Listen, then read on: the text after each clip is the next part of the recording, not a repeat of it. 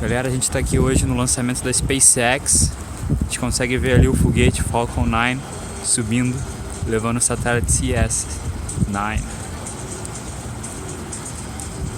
Nossa, cara, que lindo.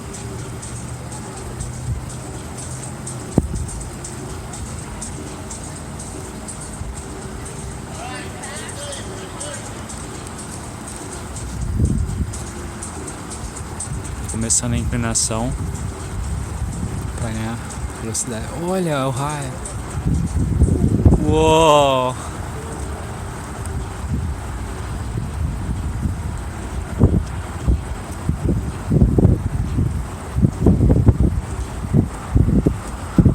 Isso é muito lindo. Uou!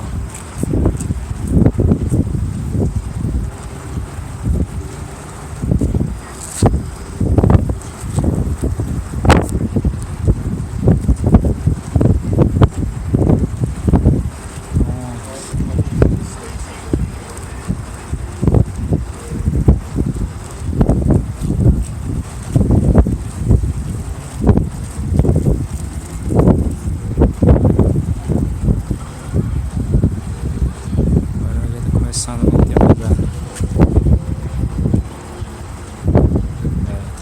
tem muito mais área.